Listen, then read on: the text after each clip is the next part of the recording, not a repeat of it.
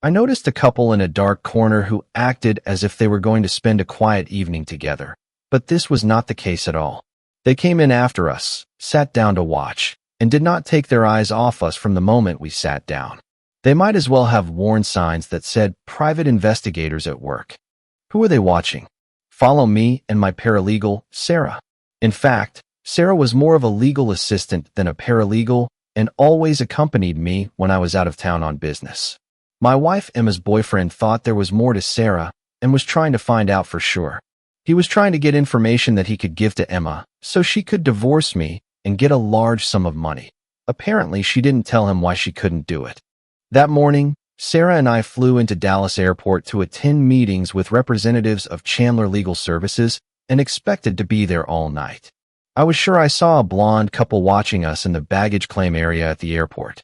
The guy Emma was seeing would have shelled out more money if he had followed us as we left town, but what he didn't know was that he was wasting his money. If I slept with Sarah on a table in front of a press photographer and they took pictures, and he gave the pictures to Emma, she would give him a beating and probably kick him to the curb. Sarah and I finished dinner. I called the waiter and asked him to bring the bill. Sarah stood up and headed to her room while I headed towards the bar. I drank a little and gave my observers something to include in their report.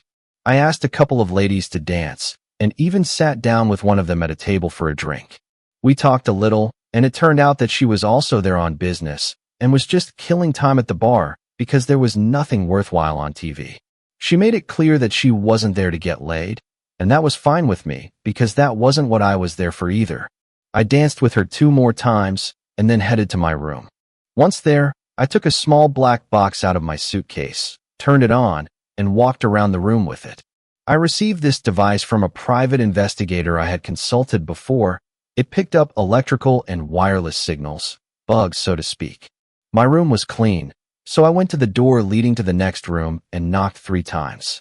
I didn't worry about private investigators. Sarah was registered in room 212, and I was in room 516. The adjoining room 518 was in the name of David Walsh, and Mr. Walsh did not exist. The fact that I lingered in the hotel lobby allowed Sarah to go up to her room, wait 15 minutes, and then go to room 518.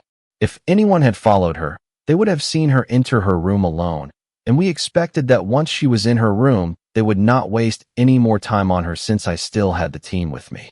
Sarah also had one of the detective's little black boxes and checked her room and room 518 before I went up to mine. Why did we jump through all these hoops? I knew for sure that the private detectives were not hired by my wife, and although I assumed that their employer was Emma's boyfriend, I wasn't sure. It could have been a little industrial espionage. I'm part of a major law firm, after all. Either way, I figured it was better to be safe than sorry. Why was I so sure that it wasn't my wife who was behind the private detectives? I think that's the whole story. It started like many other sad stories, by accident. I finished breakfast, kissed Emma goodbye, and headed to work. Emma called after me and said, "Don't forget that we're having dinner with Lisa and Ryan tonight, so try to get home early." I agreed with the babysitter that I would pick up the children this evening. I got into my car and started backing out of the driveway. Just as I reached the street, I remembered I had left my phone charger in the kitchen. I pulled over to the curb, got out, and went back into the house. I had forgotten to turn off the electric kettle that morning, and I knew from experience that leaving it on too long would burn out the heating element. I walked through the garage to the door to the house, and when I opened it to grab the charger and unplug the kettle, I heard Emma laugh and say, "The big idiot is gone. Do you have time to drop by for a minute before you have to go to work? Is dinner still on today?" "Fine," replied a male voice. "I love sitting with you, Emma," knowing that we just cuckolded him again. "Okay, darling. See you in 15 minutes, she replied. Then I heard a click as the phone was put back on the hook. My first instinct was to rush to Emma and tell her everything I had just heard, but a little voice in my head said, "Hold on, guy. Better find out everything you can before you get into her." I quietly closed the door, got into the car, and drove to work. I didn't have to park at the end of the block to see who would arrive in 15 minutes. From what I heard, it was Ryan. Ryan was the husband of Emma's colleague Lisa. I thought about the situation all the way to work, and the big idiot came up with a plan of action. The first thing I needed to do was gather more information, and I knew how to get it. As soon as I got to the office, I called Mitchell Private Investigations, a firm I had worked with on several cases. When I got through to Mitchell himself, I told him what I had just learned and what I wanted to do. "No problem," he said. "Get her out of the house and don't let her in for 2 hours. We'll get everything set up. We're having dinner with Lisa and Ryan tonight. We'll probably go to Duke's Steakhouse, and it'll be at least 3 hours before we get home. I'll drop by for the key." "I'm sorry, Steve. I always thought you and Emma were great for each other." "I thought so too, Mitchell. I thought so too. My problem is keeping myself from throwing myself across the table at Ryan and grabbing him by the throat. There will be plenty of time for that, buddy. Just act calm and earn yourself an Oscar tonight." "Yes," I thought. Much easier said than done. I took a pen and notepad and sketched out a plan of action. I needed to get more information first, and I just took care of that by calling Mitchell. The next step was to protect assets. At some point, I would have to do something with the credit cards that held mine and Emma's assets. I would have to set up another safe deposit box in my name only and move some things. For example, certificates of deposit from the safe deposit box that Emma and I had access to. I wouldn't touch the checking account, but I would close the savings account and transfer the money. We would end up dividing most of our personal assets equally, but my private law practice would give me some leverage. Since Emma had no claims on the law firm itself, that was at least one asset that would remain mine. The third item consisted of one word: revenge. I didn't indicate anything in this section. I had time to think about it, but it would have to be cruel. I promised myself this: it will really be cruel. I was putting away my list when Sarah came in and reminded me that I had a lunch appointment with Robert Morrison of Morrison Construction. "Do you want me to go with you?" "I think yes. Take good notes. Morrison could turn out to be good for us." I was completely faithful to Emma, but I liked to look at beautiful women, so I hired many of them. When Sarah showed up for an interview, she was hired as soon as she walked through the door. I didn't care if she could type or even spell. Luckily, Sarah was a master at everything and quickly became my right hand. Having worked for me for 2 years, I had no doubt that Sarah could take my place and do my job if the need arose. I smiled to myself thinking that she could easily take Emma's place and perform her duties. Sarah was the only girl who could have tempted me to cheat on Emma, but fortunately common sense prevailed, at least until now. I quickly shook the thought out of my head. Just because Emma was cheating didn't mean I had to behave the same way. I managed to make it through the day and left work half an hour early as Emma had asked. When I returned home, I was greeted with a kiss, and Emma was already dressed and ready to go. I thought about the award-winning play I was about to perform at dinner that night, and it got me thinking about the show Emma was putting on. She played the role of a loving wife flawlessly. I had no idea that she thought I was a big jerk, and it certainly didn't show in the bedroom. Our intimate life was great. I saw absolutely no loss of love or affection, and this gave me another thought. How many times had I been with her since Ryan? How many times had she given me a few seconds? Would I be able to sleep with her knowing what I now know? I would have to do this if I didn't want her to start thinking that I might know something. I needed to keep everything looking normal until I got the information I needed. Dinner went the same way as dozens of other times the four of us had gotten together. Except this time the big idiot was aware of what Ryan and Emma were up to. This knowledge changed the situation a little. Now I was looking for the subtle signs that I knew had to be there. As always, Emma sat next to me in the booth with Lisa and Ryan on the other side. Ryan was opposite Emma. Out of the corner of my eye, I saw Emma's leg twitch slightly, and at the same time a slight grin flashed across Ryan's face. This was something I never would have noticed until I overheard that phone conversation. After dinner, we went to the Blue Moon bar for drinks and dancing. Ryan was dancing with Emma, and they were being discreet, probably because Lisa and I were there. I danced with Lisa, and as I hugged her, I wondered if she suspected Ryan was cheating on her. If she had any idea, I'd bet she would never even remotely think about this happening to her with a colleague. Emma and Lisa had been work colleagues since they met at the law firm 3 years ago, and I wondered how Emma could have stabbed Lisa in the back. It would be interesting to see what Lisa does when she finds out about Emma and Ryan, and she will. I will take care of it. We decided that was enough for today and headed home. Did you have a feeling that something was wrong between Lisa and Ryan? Emma asked.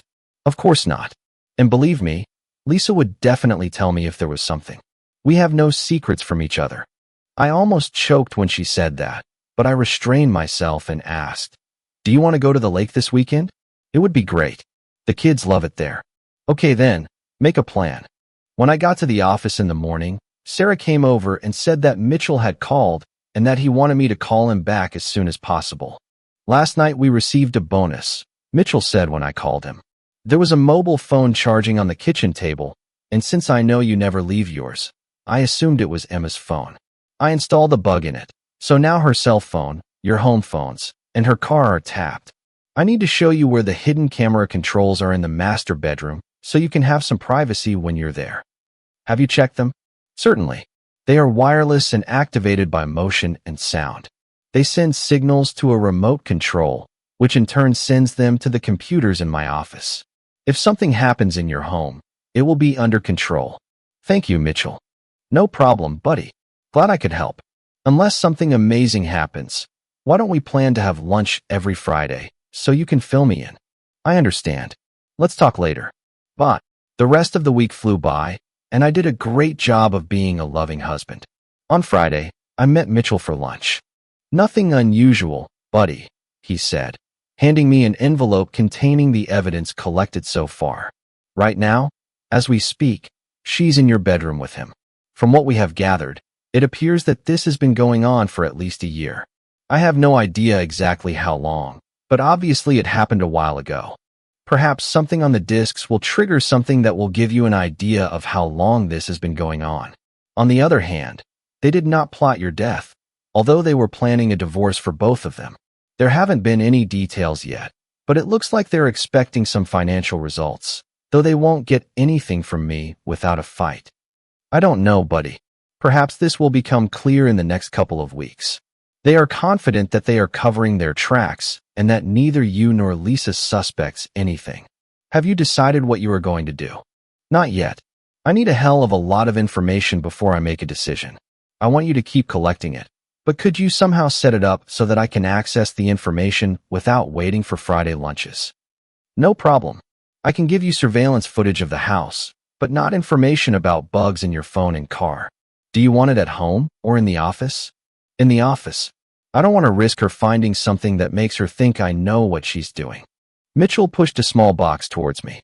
These are bugs that you can put in her purses. If she's like most women, she has one or two favorites that she always uses.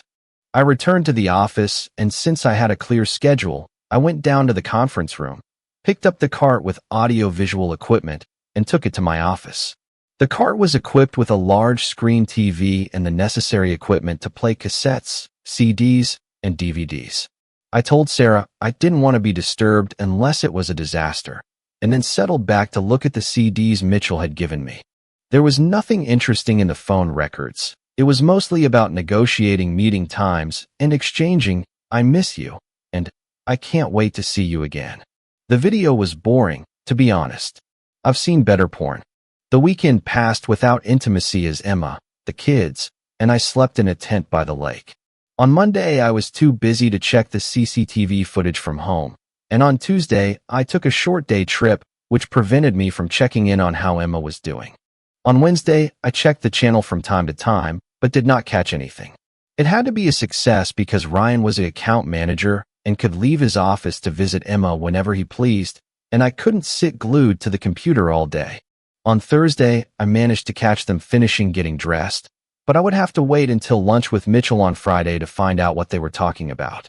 When I had lunch with Mitchell, he told me that the week had been rather boring. They met on Tuesday, as I expected, and of course it happened the day before. How long are you going to continue? You already have enough information to kick her out. That's probably true, but I'm hoping to get some information that will give me an idea of when and why they started. I'm curious to know what they're looking for financially before they go through with the divorce.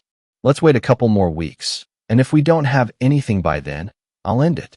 Emma wanted to make love that night, and I began to notice a pattern. She wanted to make love on the night she spent the day with Ryan. On Saturday, she told me she was going to go shopping for clothes and asked if I would mind babysitting. I didn't mind, of course, and we had a fun day together. Emma got home around 7 with a bunch of bags and packages, so I guess she did do some shopping, but she wanted to make love that night, which showed that she wasn't spending all her time in the shops. Since I found out about her and Ryan, I haven't made any attempts to have intimacy with Emma. I just followed her lead. I wondered if she would notice sooner or later, and if so, if it would make her think. I decided that every now and then I needed to be the first one to do something. So on Sunday evening, I took the first steps and said, "Not today, dear. I've had a bad day, and I just want to go soak in the bath." This was the first time I'd never refused her. That night, I did something I'd been putting off for a long time because, frankly, I wasn't sure I really wanted to know. After Emma and the kids fell asleep, I got out of bed and went to the kids' rooms. I carefully opened their mouths and ran the swab along the inside of their cheeks.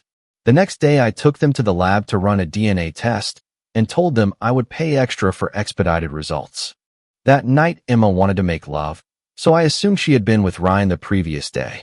This was confirmed the next morning when Mitchell called me. "We have something. They met yesterday, and I think you need to watch this before Friday. I'll mail this to you." At 10:15, I had the CD in hand and headed to the conference room to use the audiovisual equipment. The conversation while they were dressing turned out to be instructive. "How long will it be before we can get a divorce?" asked Emma. "Nothing has changed since the last time you asked. Lisa won't have access to her inheritance until she turns 35, which is still 2 years away. Do you have any news? Is Steve's practice about to merge with a bigger firm? This is unlikely. The market is tough, and small firms are struggling.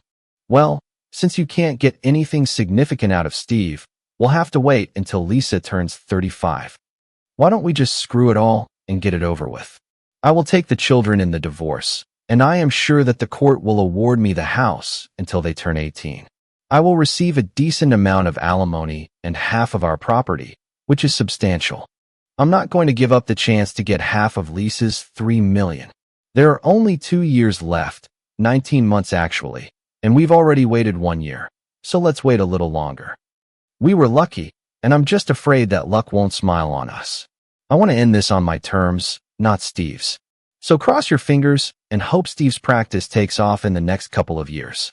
Once Steve gains more wealth, your half of the assets could double. I still think we need to do this now. You worry too much, my love. We'll be fine." I turned off the disc and then heard, "You poor guy." I turned around and saw Sarah standing there. "Sorry, boss.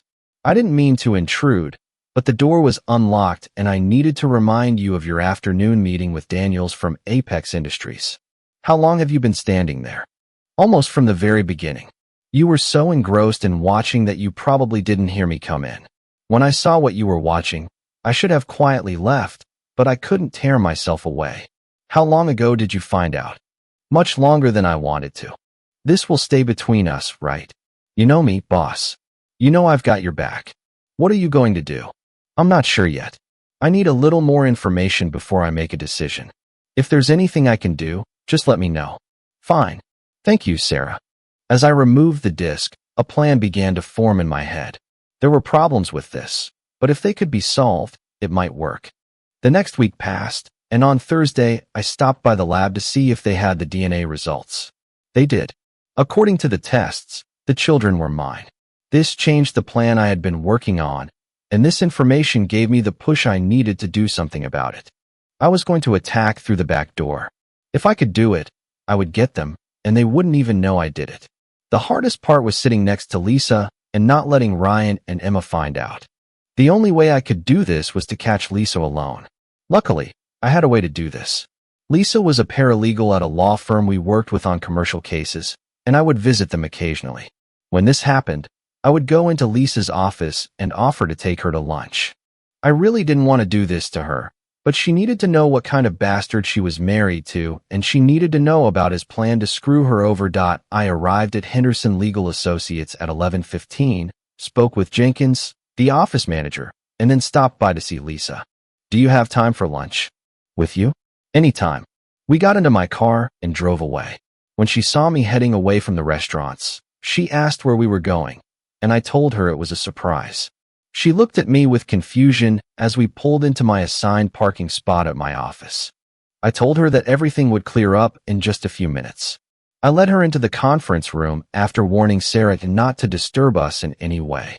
I locked the door and said, "I hate to be the one to do this to you, and you may never want to talk to me again, but it needs to be done. Why should I stop wanting to talk to you?" Previously, messengers who brought bad news were killed. Bad news. The worst. The absolute worst. I inserted the CD into the AV device and pressed play. The screen lit up, and Lisa saw Ryan cheating with her colleague. She stood stunned and then said, "This is some kind of joke, right?" I shook my head. I removed the disc and inserted another one. "I've had this garbage accumulating for 3 weeks, and I probably wouldn't tell you about it until I decided what I was going to do. But it happened yesterday, and I felt like you needed to know so you could decide what to do." I turned off the CD I was playing and inserted the one Mitchell had sent me. She looked at it and then said, "That pathetic son of a bitch. That vile, two-faced, blood-sucking leech. And this. I would die for her." Then she couldn't stand it and started crying. I hugged her and tried to console her, although I knew it was impossible. I had just destroyed her world, and I knew exactly how she felt. It sucks, honey, and I know it. But now the question is, what do we do about it? What are you going to do? I was thinking about doing nothing and just letting things run their course until the kids were 18. If I divorce this cheater, she'll get the kids, and I'll be a part-time dad while your husband lives with them and has a big influence on them growing up. Once I found out about their plans for you, I had to rethink everything.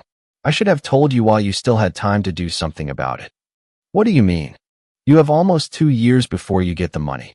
I don't know what's on your mind. Maybe you love that worthless bastard and want to fight for him. But if I show this CD to you, you'll have plenty of time to divorce him before you get your money.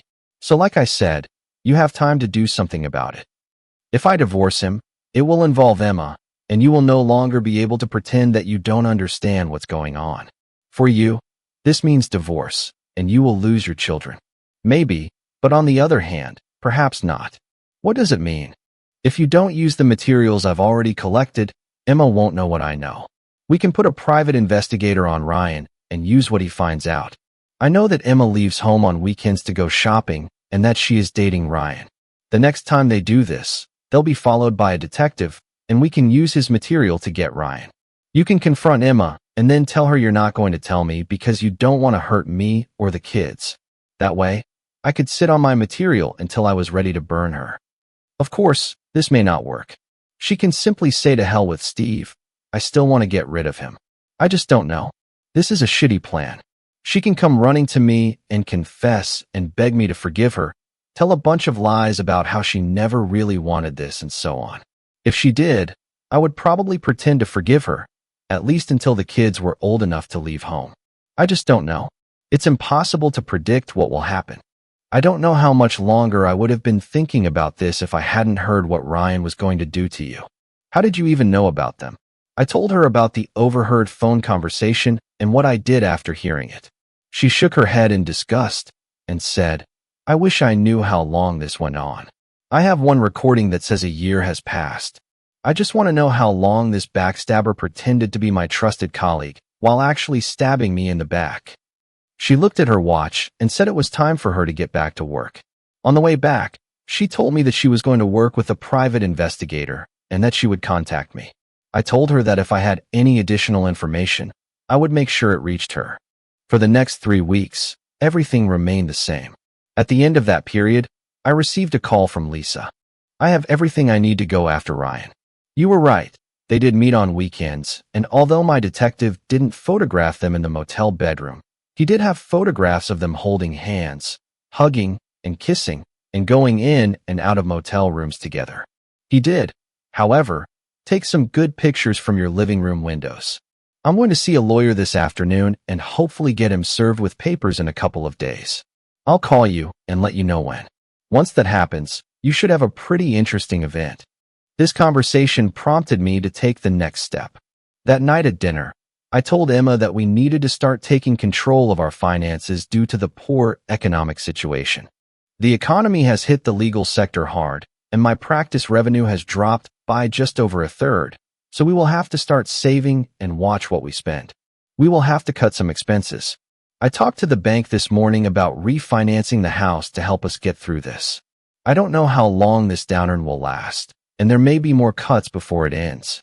That night, for the first time since I knew about Ryan, Emma did not want to make love, although she had spent 3 hours with Ryan that day. 2 days passed, and Lisa called me. Today is D-Day, my friend. I called Ryan and made an appointment to discuss selling our house, so he would be there at 3 o'clock when he was served. Also at 3 o'clock, I will stop by your house to pay a surprise visit to this backstabber. I'm going to make her an offer she's smart enough not to refuse. If she agrees, you might be able to hold out for a while. I called Mitchell and told him what was going on. I told him I'd be in the office late and wanted him to email me anything he could catch on the phone after 3 o'clock.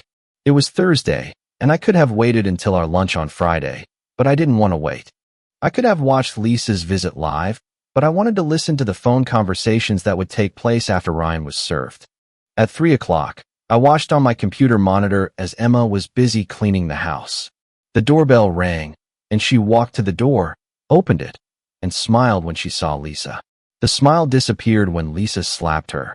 Lisa came into the house and shouted, "You worthless, two-faced, backstabbing bitch.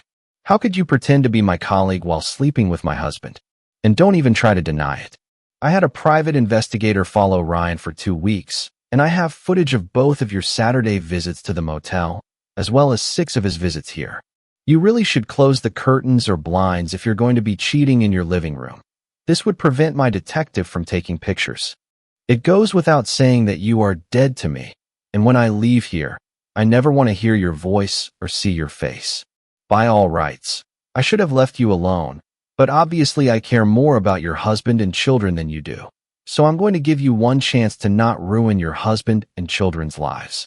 When you talk to that worthless piece of crap I'm married to, you better convince him not to contest the divorce. If you don't convince him and he resists, I'll make sure Steve gets copies of everything I have.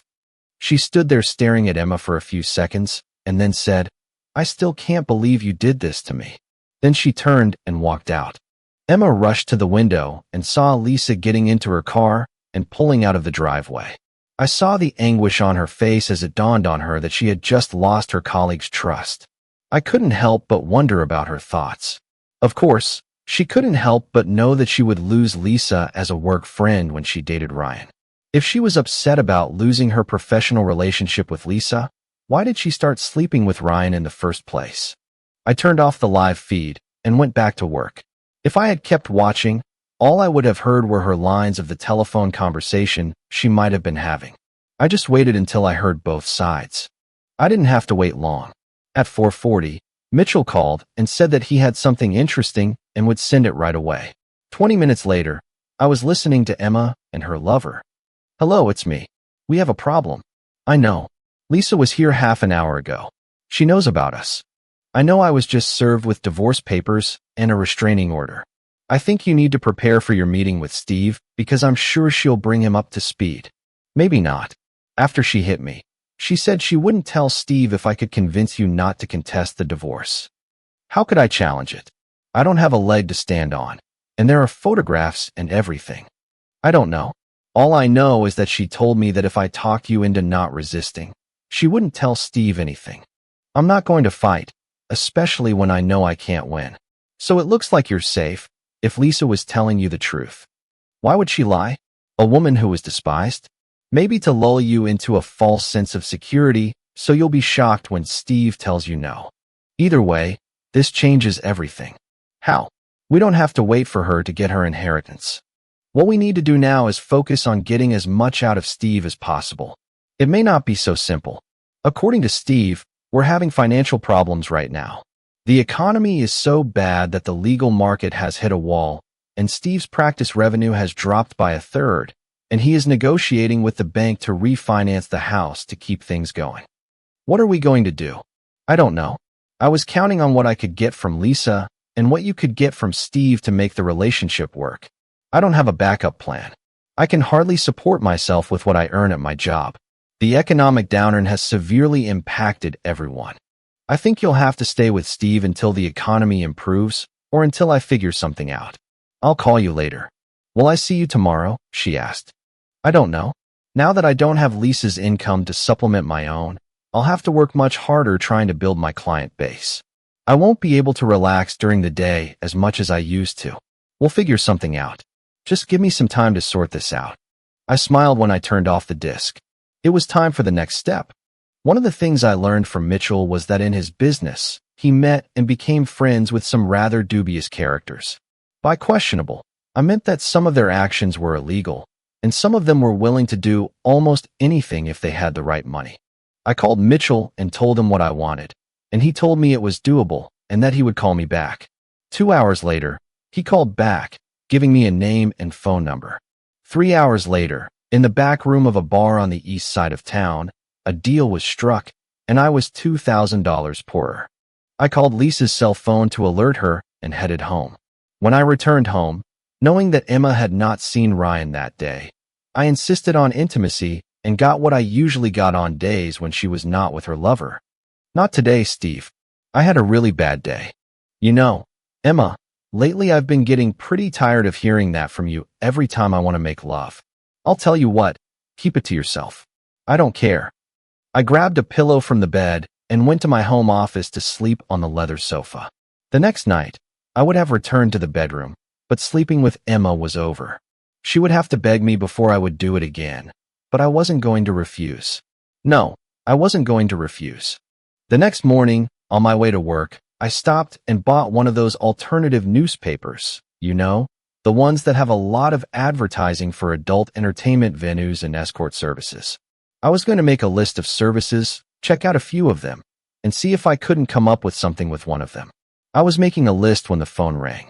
It was my law partner, David, and he asked me to come to his office. I went to the 3rd floor and entered his office. His secretary motioned for me to enter. I was surprised to find David's wife, Margaret, in the office with him.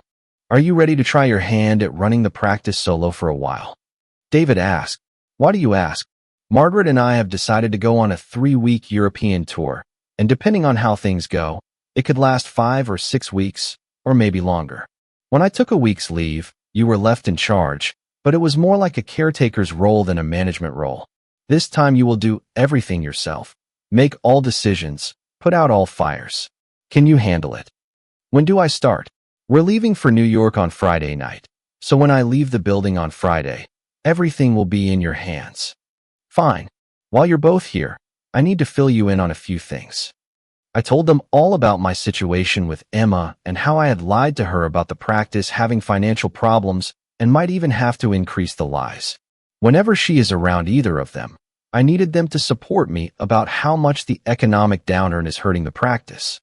But the practice is doing well, my partner said. I know, but I'm trying to make her think that after the divorce, she won't get much. Divorce will cost me my children, and I don't want that. I will try to keep us together until the kids are old enough to choose which parent they want to stay with, or until they are old enough to live on their own.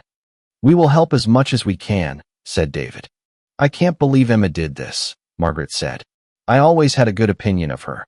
Who do you want to see as lead paralegal while you run the practice? Asked David. I think I'll give Sarah a chance. Do you think this is reasonable? She hasn't been here that long. Oh well, to hell with it, I said. You'll be in charge, so I'm not going to interfere. When I returned to my office, Sarah followed me. She pointed to the middle of my desk and asked, What is this? She pointed to the newspaper page and to my list lying next to it. She doesn't sleep with you, and you're looking for a replacement? That's half true. It's me who doesn't sleep with her, not the other way around. Why are you looking for a professional to take her place? I have needs, and I'm not the type to hang around bars looking for a girl for one night. The solution to your problem is much closer, she said. Wow, and what could it be? Me. Do you see yourself as the next Mrs. Whitfield? No, at least not for now. I think we'd be a damn good match, but outside of work and our interactions here, I don't know anything about you, and you don't know anything about me. Based on what just happened, I'd say we're compatible, but there's more to a relationship than just good sex. I'm interested to know if there's something more between us. Well, don't flatter yourself. It may take me a while to get rid of the first Mrs. Whitfield, 10 years, actually. Now I'm thinking about staying married to her until my children grow up. I don't want to lose them in a divorce. 10 years? We should have enough time to figure out if we are right for each other. When can we do this again? I don't think we want to make a habit of doing it here at work, and I'll have some things to sort out before we can do it somewhere else. Besides, you might be too busy, and we won't be able to meet again for a while. What? Because this Friday at 4 o'clock in the afternoon, you will be our lead paralegal. I continued to explain what was about to happen. Do you really think I can handle this? I wouldn't have given you a chance if I thought you couldn't handle it. If you do as well as I think you will, you'll get a permanent position when David finally decides to retire completely and we restructure. Damn, I never expected something like this to happen. Won't this piss off those who think they should have gotten the job? Perhaps, but so what? They may think they should have gotten the job based on seniority or something else, but the simple fact is that no one else in the office has what it takes to do the job. If you have problems, solve them, and I will support you. She was silent for a couple of moments and then said, You have never been to my apartment. Would you like to come and see my place? Do you have etchings? She just smiled, and I said, How about I take a look at them tomorrow?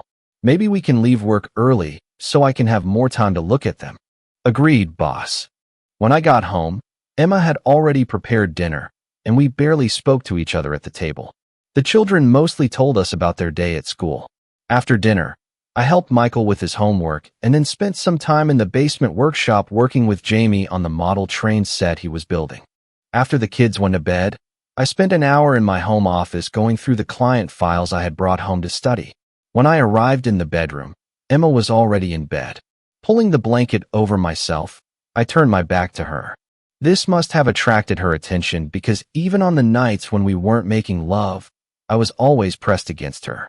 I knew she wouldn't initiate because Ryan didn't come over that day. If everything went according to plan, it would be a long time before she tried to have intimacy, and as for me, I never under any circumstances intended to try anything.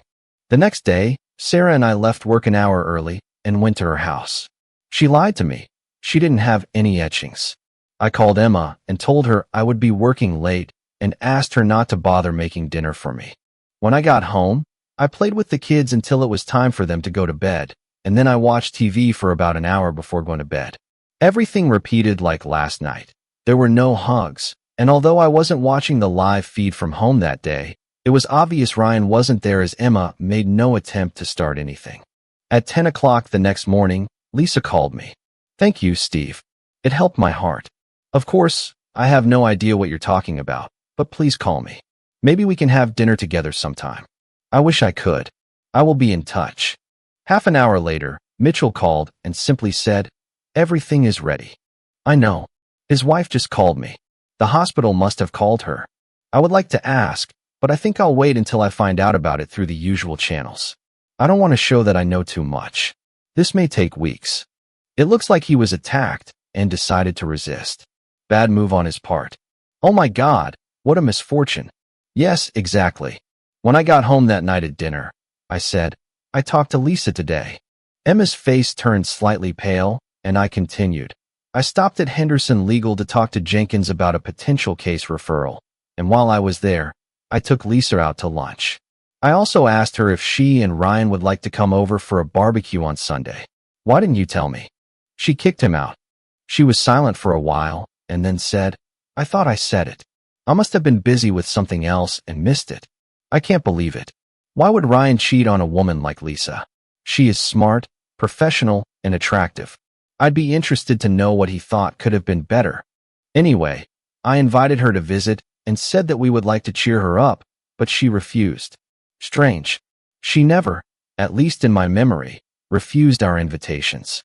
She must really be in pain if she's doing this. Did she tell you who the other woman was? No, she was too upset to talk about it. Well, sooner or later it will come up. After dinner, I played Monopoly with the kids until it was time for them to go to bed, and then did some reading before going to bed. I was in bed when Emma joined me. I rolled to the side and turned my back to her, muttering, Good night. This morning I told Emma that Robert Morrison from Morrison Construction would be in town for contract negotiations, and I would probably take him to dinner, so she wouldn't have to wait up late for me. Robert, of course, was not there, so I invited Sarah to dinner instead. Later, we ate dessert, lots of dessert, at her house. I returned home around 11 o'clock to find Emma waiting for me. We haven't made love in over a week, and I'm more than ready. Come on, baby, make love to me. I said Emma would have to beg, and while it wasn't really begging, it was close enough. I decided to have intimacy with her, but I had an ulterior motive. This morning at breakfast, I said, Lisa must have told the husband of the woman Ryan cheated with. Emma's face tensed, and I continued, hubby must not have had a very good sense of humor. He sent Ryan to the hospital. I saw the concern on Emma's face and continued, I heard that he is in intensive care. I think he won't pursue other married women anymore. Did you talk to Lisa yesterday? Did she tell you who this woman is? She didn't tell me. Come on, Emma. She tells you everything, and you tell her everything. I got up from the table and headed to work. It was Friday, and I met Mitchell for lunch. He gave me a single CD. There's almost nothing on it.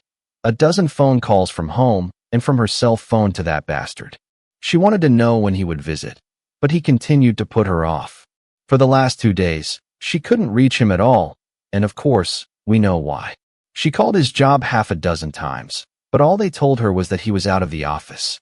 She tried to call him on his mobile, but of course, he didn't answer. Now she knows why.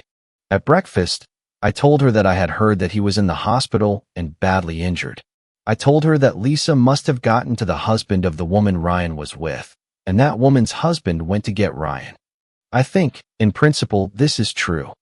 He grinned and said, her husband was behind this. We both laughed, and Mitchell asked, what now? It depends on Emma. I'm not going to tell her what I know. I'll stay with her until the kids are 18, and then I'll kick her out. Of course, she may have other ideas. She was so unhappy with me that she got together with Ryan just to get it over with.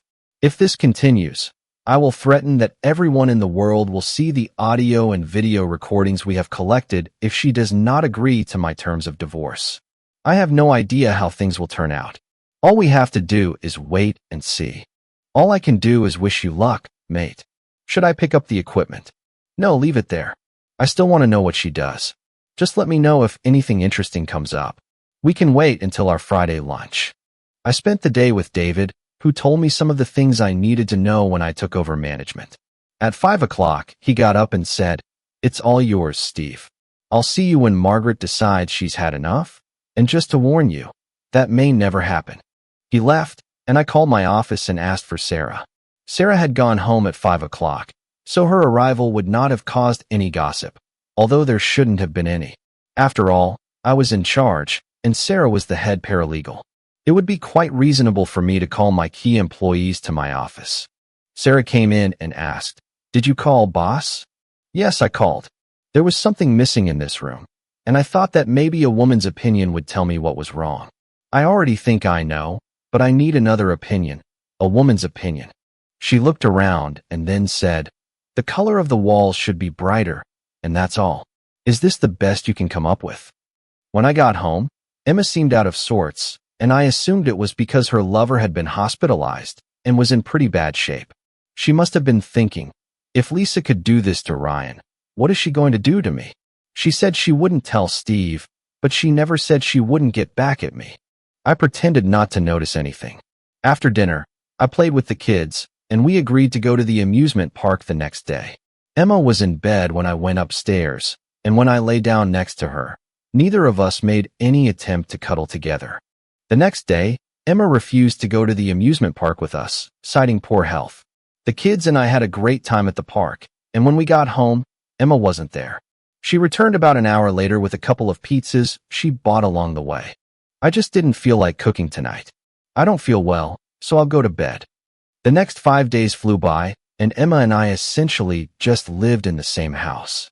Neither of us made any attempt to speak to each other except for phrases like, what would you like for dinner? And don't forget to take out the trash. On Friday, while I was having lunch with Mitchell, he slid a single CD across the table toward me. Nothing special. She visited him in the hospital on Saturday. I don't have the video, but the audio from the bug in her purse shows that she was crying when she left. They mostly talked about how they didn't realize how bitter Lisa would be and wondered where she found the guys to do everything. The least good news I think you'll find is that he told her that unless she divorces you and gets a large sum of money, they won't be able to carry out their plans. Ryan doesn't seem to have his own health insurance. He was covered under Lisa's policy, and she removed him when she filed for divorce. He is now forced to pay his medical bills, which are significant and growing every day. There is some video of her sitting at home and crying, but other than that, there is nothing else. Then I guess they're out of luck because she won't get any big money from me. In fact, tonight I'm going to tell her that the family budget will have to be cut by a third, or she can give up her car. It will be her choice, but it has to be one or the other. I had already told her that the practice revenue had been cut by a third due to the bad economic situation and that there might be more cuts to come. How long are you going to keep doing this? It depends on Emma. She can leave whenever she wants, and there is nothing I can do about it. The no-fault divorce law in this state doesn't give me any leeway, but unless Emma jumps ship, I intend to hold out until the kids are old enough to live on their own or old enough to choose which parent they want to live with if a divorce does happen. Well, I've said it before, and I'll say it again. Good luck, buddy. When I got home, I asked Emma if she had spoken to Lisa, and she said no. Isn't it strange? I don't remember a day when you two didn't talk. She must be very upset about what Ryan did to her. I'll call her and see if I can bring her here so we can cheer her up. I don't think you should do this for now. I think she should be left alone, and don't forget that I know her much better than you do. Okay, if you say so. We have enough of our own problems now. We will have to cut the family budget by a third until things get better at work. I don't see how to do this. Well, I'll leave it up to you, but you can either cut down on family expenses or give up your car. Payments, license plates, and insurance account for about a third of the family budget. It's up to you to decide what you want to do. It's unfair. I need my car. The cut in budget means we get a third less money than before, and we have to put up with it. I don't understand. Damn it, Emma, this needs to be done. Get used to the fact that we will no longer live in grand style. Just do it, stop arguing about it, and pray things don't get worse. There's still a chance that the practice could fail, and then we'd be in deep trouble. I left her sitting and went down to the basement to do something. An hour later, I came back upstairs and asked what we were having for dinner.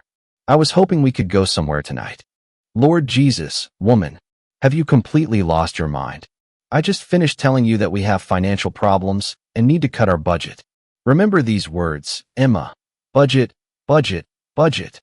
She ran out of the room in tears, and I smiled as I started preparing dinner.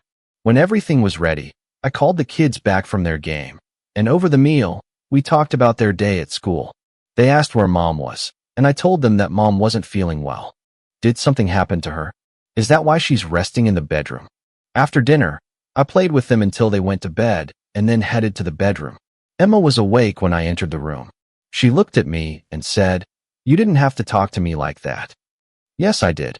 The let's go out to dinner nonsense showed that you don't take seriously what I said about having less money and needing to adjust accordingly. This brings us back to the family budget or your car. Make your choice by Sunday evening and let me know, or I'll make the choice on Monday. I slid under the covers, turned my back to her, and fell asleep with a smile on my face. I had no doubt that she would choose the budget over the car, but I hoped she wouldn't tell me anything by Sunday evening, and on Monday I would get rid of her car. She was silent at breakfast, so the conversation at the table was between me and the children. I asked them what they wanted to do that day, and when they didn't say anything, I suggested, "How about we go to the park?" Emma, thinking that by park I meant an amusement park, spoke up and said, "I thought we had to limit the budget." This gave me the opportunity to tease her again. "The park is free, Emma. You don't have to pay to use the swings, slide, or gym." I spent half the day at the park with the kids, then we went home, and I did some yard work before dinner. Dinner passed in silence. The children were exhausted, and Emma seemed to have nothing to say. After dinner, I watched some TV until I felt ready to go to bed. Emma was already there, asleep or pretending to be, which suited me just fine. On Sunday morning, I said I needed to go into the office and review the books to see if there was any way we could cut our expenses and stay competitive. An hour later, I was in Sarah's arms. That evening, Emma gave me the answer I expected. She was going to keep her car and work on cutting the budget. She was cold towards me. and I guessed that she was unhappy about being called brainless, which was fine with me.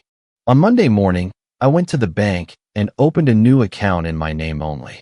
At work, we were paid by direct deposit, so I transferred the check deposit from our joint account to my new account, and then arranged for 2/3 of my check deposit to be automatically transferred to Emma and my joint account.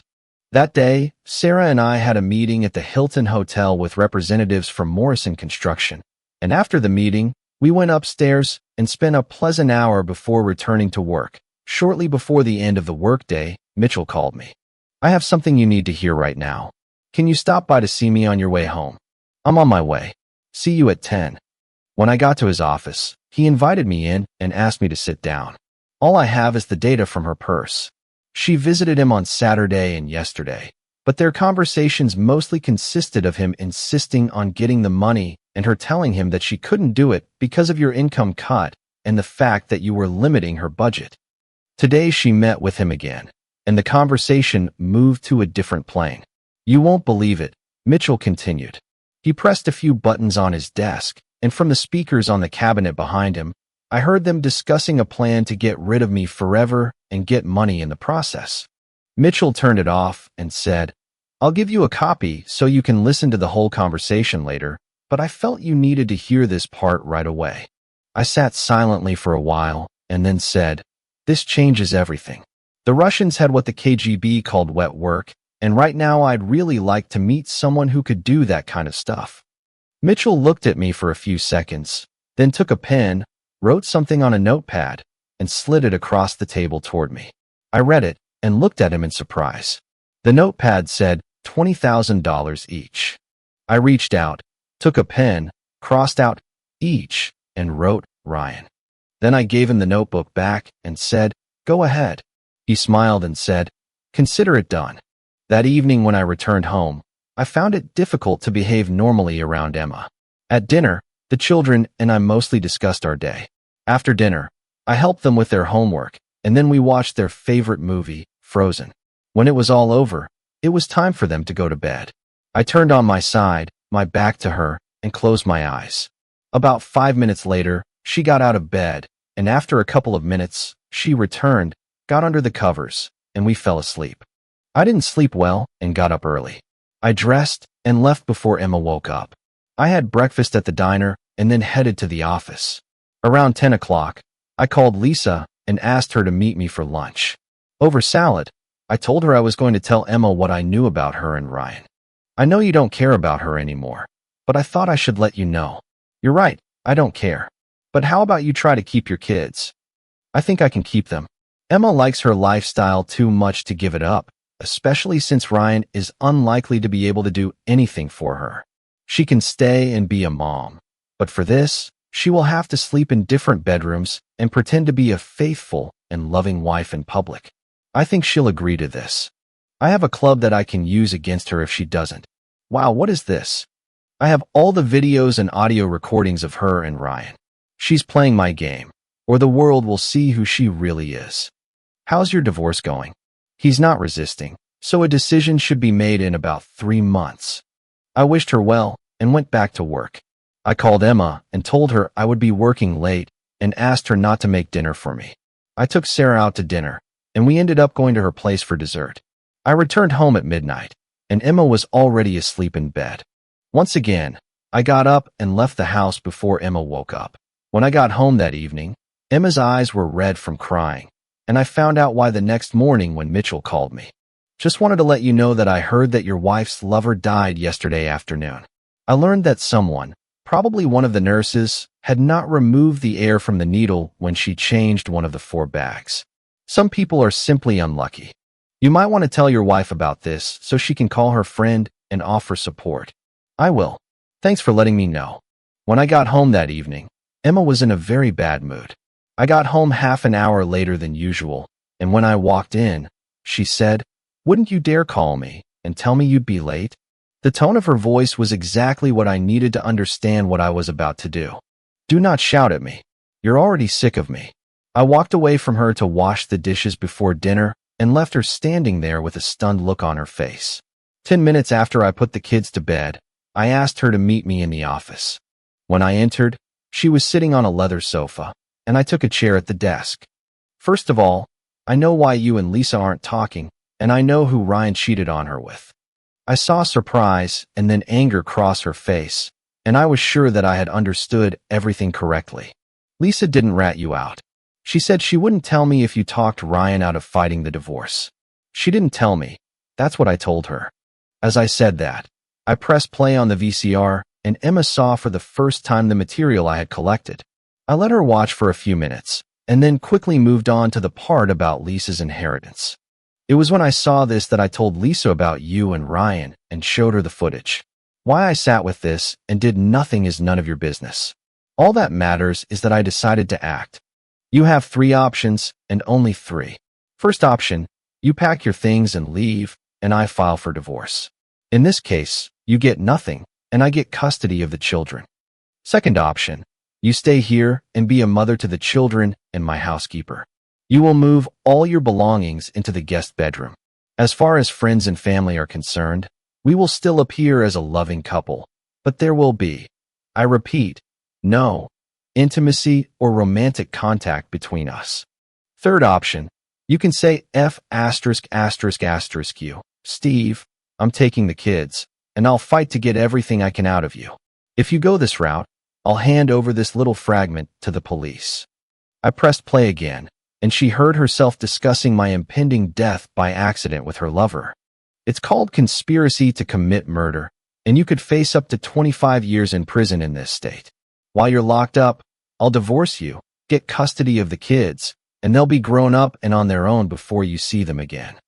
It's your choice, and I want to hear your answer before I leave for work in the morning. One last thing. Tomorrow get yourself to the hospital and tell Ryan that when he gets released, he better get out of town on the first plane, train, or bus because I'm coming for him. If you care about him as much as he seems to, this may help you choose the first or second option because in the third case, he will end up in a prison cell next to you. I can't. You can't. He died in the hospital yesterday afternoon. This is damn bad. I was looking forward to bringing him back to the hospital when he was discharged. Do you know what upset me the most? It's not that you cheated, although that did make me angry. What really got to me was that when he suggested killing me, you didn't say we can't do that, or I won't participate in anything like that. You just went along with it. Get out of here and move to the guest room. Don't forget that I want an answer by the time I leave for work in the morning. She got up and left, and I took the disc out of the player and put it in my briefcase, which I took upstairs to the bedroom. I moved the dresser aside to block the door so she wouldn't come to me in the middle of the night while I was sleeping, and then I went to bed and had a good night's sleep. In the morning, I found Emma sitting in the kitchen with red eyes. I poured myself a cup of coffee and asked, "Well, what is your answer?" "You already know, and don't pretend you don't. I can't leave my children, and I don't want to go to jail." "Fine. We'll discuss the details when I get home this evening. Don't wait for dinner, because I'll be working late. One thing needs to be remembered. It should be obvious to you that I'm watching you. At the first hint, no matter how slight, that you are planning to take the children and run away, I will bring the hammer down on you. Understood?" "Yes." I had a great day at work, and of course, staying late is a euphemism for hanging out at Sarah's apartment. I got home around 9 o'clock and found Emma watching TV. I just looked at her and said, "To the kitchen." I walked into the office and put my briefcase on the table. When I arrived in the kitchen, Emma was sitting at the table. I sat down opposite her and said, "The rules are simple. You will remain the same mother you always were. You will keep the house in order as always, and you will behave normally when we're around the children. When we are in public or with friends and family, you will play the role of an attentive and loving wife. The excuse for us sleeping in separate bedrooms will be that I snore so loudly you can't sleep. As for your life outside, I leave it up to you, but you will never bring another man into this house. Whatever you do, try not to let it become public knowledge and cause me humiliation. This shouldn't be a problem for you since you have enough practice. You managed to keep me and Lisa in the dark for over a year. If you follow these rules, nothing will change for you. You will still have your credit cards, access to your checking account, and your car. The only change is that you will no longer have a loving husband, but that shouldn't matter because you didn't want him anyway. Questions? Only one. How long until the children turn 18 or start living on their own? What then? Who knows? That's still 10 years away, and a lot can change by then. You can also choose the first option anytime you decide you want it. I'll even sweeten it a little. I'll pay you $5,000 for every year you last. And if you last at least 5 years, I'll buy you a new car that you can drive away with. That was 4 years ago, and everything turned out well. To all observers, Emma is a devoted wife and mother. She has had several boyfriends, but she has kept them all a secret, and I doubt any of our friends and family know about it except for David and Margaret. Of course, I told them all about her affair with Ryan and my current arrangement with her, but I never told them the story of how I talked her into agreeing to this arrangement. Her current boyfriend takes her seriously enough to hire a private investigator to follow me, but how seriously she takes him, I don't know, and I'm not going to ask. David announced that he was going to retire next year and hand over full partnership of the practice to me. When that happens, I may make some changes.